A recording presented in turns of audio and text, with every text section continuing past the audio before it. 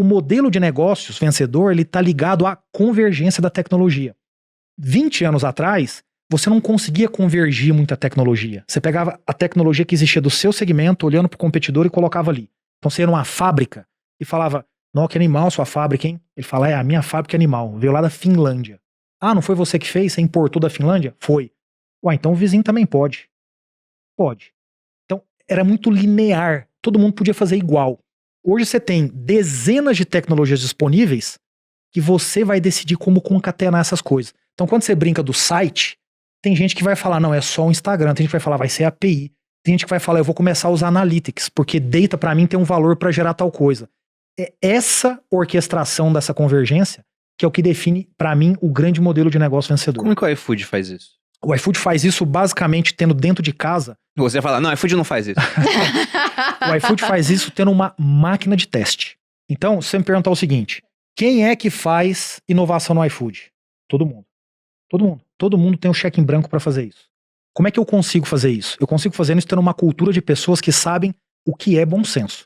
Portanto, eu não contrato por currículo. Eu contrato por comportamento. O que adianta alguém que trabalhou na NASA que não tem noção de bom senso? Até porque bom Mas senso isso é complicado, né? é o que tá mais distribuído no mundo. Todo mundo acha que tem. Do Descartes que ele fala justamente isso. Ele fala que o bom senso é aquilo que está melhor distribuído no mundo porque todos acham que tem o suficiente, né? Então, mas sabe qual é o ponto? O ponto é que a gente precisa lembrar que de uma discussão de rede, eu saio dela e venho para dentro da minha empresa, onde eu tenho um processo de contratação que tenta filtrar isso, e eu tenho valores, eu tenho uma moral interna que tenta colocar limite.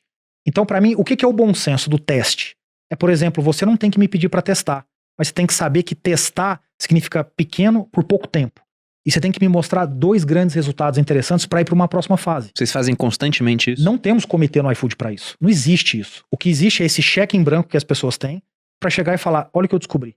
Então, é uma cultura que permite as pessoas exercitarem o bom senso. Pô, Diego, tem gente que não tem.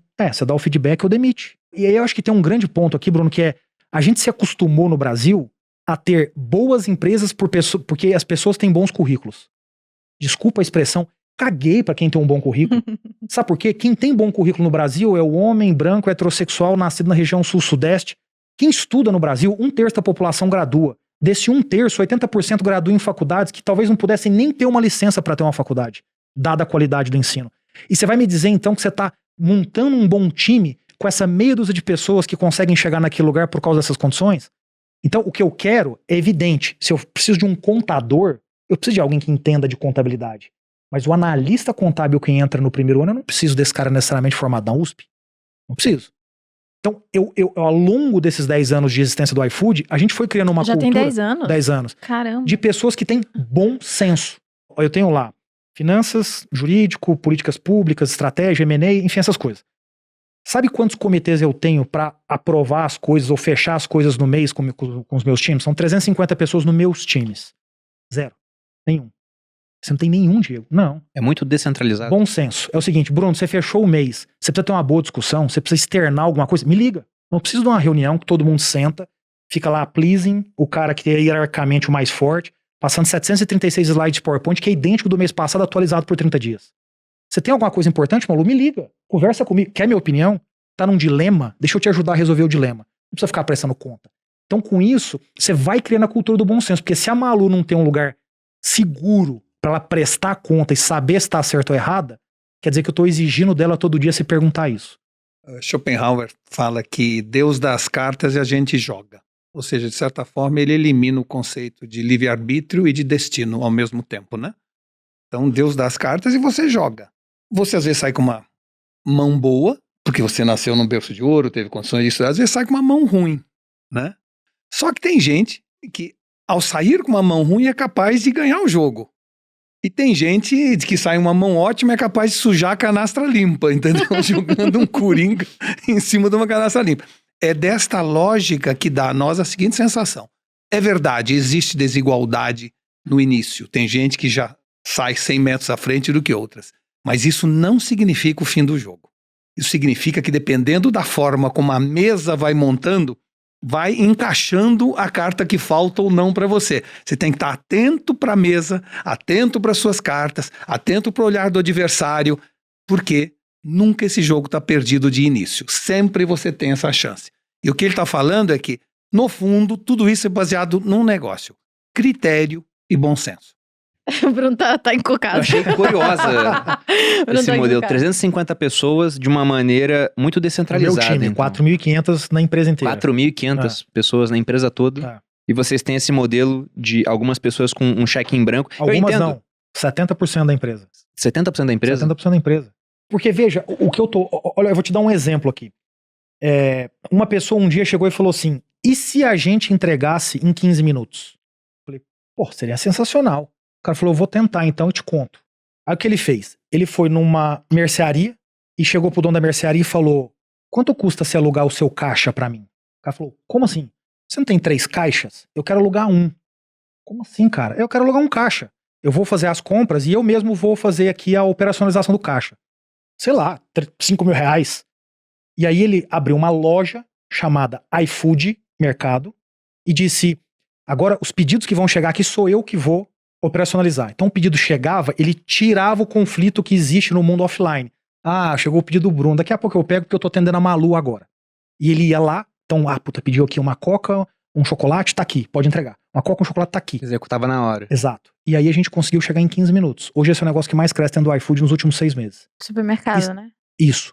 Não, a entrega de 15 minutos em especial. Supermercado sim, mas a entrega de 15 minutos é o que mais cresce. E é em 15 minutos mesmo? 15 minutos. O que é isso? Incrível. Muito bom. Mas o que é isso? Isso é o cheque em branco. O cara alugou um caixa, que eu nunca tinha ouvido falar isso na minha vida, por 5 mil reais, e chegou e falou, velho, olha o resultado que dá no cliente. O cliente que compra uma vez isso aqui, volta brutalmente. Por quê? Porque muda a lógica dele. Em 15 minutos você não toma banho e desce pra pegar o carro, pra ir ao supermercado. Então, isso é o cheque em branco. Isso é o bom senso. Quem é a pessoa da velha economia? Não, vamos fazer um projeto aqui para construir um supermercado, e esse supermercado vai ser altamente automatizado, mas você nem testou se a porcaria do cliente vai querer isso ou não. Hoje esse negócio é um projeto de altíssimo crescimento do iFood com centenas de milhões de reais investidos esse ano. Foi criado dessa forma. Isso é o bom senso, isso é o cheque em branco, isso é testar pequeno. Muita gente vê uma dicotomia, uma dificuldade entre governança e inovação. Uma vez que a governança procura eliminar riscos e a inovação exige riscos. O meio termo é exatamente o que faz o iFood, é assim. Se errar, erra rápido. E divida a sua cabeça em duas. Quando eu ouso, tem vezes que eu acerto, tem vezes que eu aprendo. Ou seja, não há o conceito de erro, há o conceito de aprendizado. E aquele conceito de que aquilo deu nisso. Eu estava atirando no que vi e acerto o que eu não vi. Só através do risco é que você consegue, de alguma maneira, chegar a isso. Senão você não chega. E na outra ponta, onde eu não preciso ousar, aí eu tenho que ser operacionalmente perfeito. Isso é o que a gente chama de ambidestria. Então você tem a cabeça aberta para esse teste do caixa do supermercado, mas na hora que você chega para contar o seu dinheiro e colocar todas as informações, você não pode ter erro. Fazer uma contabilidade criativa aqui. -1, não, tudo bem. A gente gravou um episódio sobre inovação aqui, se eu não me engano era o episódio 15. É quando vocês eram líderes. Era. A gente era. Exato. Éramos líderes de mercado. Não lembra disso, Inclusive, tá incentivado. Foi uma das vezes que o Lucão falou, não, chama o Walter aqui sobre inovação. Era isso mesmo. Você gravou um Primocast muito bom sobre inovação. Mas nesse de inovação, a gente chegou meio que a uma equação informal, discutindo ali sobre o que era necessário para ter uma inovação. E a gente identificou alguns fatores, né? Não que seja só aquilo, mas era capital. Porque afinal, para inovar, muitas das plataformas que inovaram no mercado hoje só foram possíveis ser executadas porque tinha um cheque por trás. Porque no começo, até o iFood, acredito que foi assim, você queima a caixa para conquistar mercado, para adquirir clientes. O outro ponto era equipe. E aí entra essa parte de uma equipe diversa, né? Porque se eu tiver uma equipe só formada por pessoas que fizeram economia no INSPER, a atração para um pensamento de manada é muito forte. Agora, quando eu tenho um cara que veio de fora dessa bolha, ele vai ter uma visão diferente. Calma, vocês estão observando um lado, mas tem esse aqui, né? Então tinha esse ponto de uma equipe diversa, e o último ponto era a questão de ter liberdade para inovar. Porque numa empresa muito quadrada, as pessoas ficam restritas. Por que o Nubank não nasceu dentro do Itaú? Porque não tinha espaço para isso acontecer lá dentro. Por que o Thiago, inicialmente o Primo Rico, ficava dentro da XP? Ele falou, não, vamos segmentar. Porque lá dentro é uma empresa muito mais institucional já, está listada em bolsa de valores, há uma série de regras. Uma startup dificilmente vai nascer naquele tipo de ambiente, né? E com o iFood eu acredito que foi a mesma coisa. Né? Vocês precisaram disso para inovar? Eu tenho um pensamento diferente, Bruno, e não quer dizer que eu tô certo ou errado, mas eu penso diferente. Eu acho que, primeiro, capital não é necessário. Capital é necessário para escalar, mas para inovar, não. É um bom ponto. O teste idiota que eu mencionei aqui é um exemplo que você inova com R$3.000. Você precisa do cheque para escalar. O que você precisa na prática não é do capital, é de 2 indicadores que são do caralho. Você fala, nossa, olha como o consumidor muda o comportamento. Nossa, olha como o consumidor passa a olhar isso aqui. Verdade. Que é isso que fala, poxa, agora eu preciso achar a equação econômica e escalar. Aí entra a discussão do capital, mas a inovação vem antes. E o meu outro ponto é a questão da diversidade, eu concordo. Pessoal, a mulher, 20 anos atrás, não era ninguém na força de trabalho brasileira. Em algumas bolhas eram, mas no todo, subindo na hierarquia, empreendendo, você conta nos dedos de uma mão. Quem era o negro há 20 anos atrás? Isso. O negro não era educado no Brasil, agora o negro está se tornando relevante na entrada dos vestibulares das universidades públicas. Quem era o homossexual há 20 anos atrás? Era o cara escondido que não podia se manifestar com medo de apanhar em casa. Então, a diversidade, ela tá chegando com muita força. Ela chega primeiro no consumo, né? Porque você é um consumidor independente de qualquer coisa que aconteça, e depois ela chega na empresa. Quem percebe a diversidade antes, inova. Mas não é porque é gênio, mas simplesmente porque tá adequando a um pensamento que já existe no mercado consumidor. E o terceiro ponto que você falou que era... O primeiro ponto era capital, que a gente já viu aqui que, na verdade, é para escalar. E concordo com você. Embora você discorde de mim, porque eu vi que você tá certo. O segundo ponto era essa questão de equipe. Eu mudo de opinião rápido quando eu tô errado. Verdade. O segundo ponto era essa opinião de equipe. E o terceiro era liberdade pra fazer. Então, a liberdade eu concordo também, mas é importante... tem uma frase que é batida, super batida, que é o fail but fail fast, mas ela é muito real. Quando você aprende, eu costumo brincar assim, você tem um pote de recursos. Traduz pra dinheiro, tempo, é o fale mais fale rápido, né? Você tem um pote de recursos, tempo, amigos, contatos, dinheiro, um monte de coisa. Quando você testa 2 coisas, você dividiu o pote em 2. Se os 2 estiverem errado, acabou. Se você testar muito pequeno, 30, talvez você ache aquilo que te dê o caminho. Então, aprender a testar pequenininho é muito relevante porque você pode usar os seus recursos para testar outras coisas se o primeiro não der certo.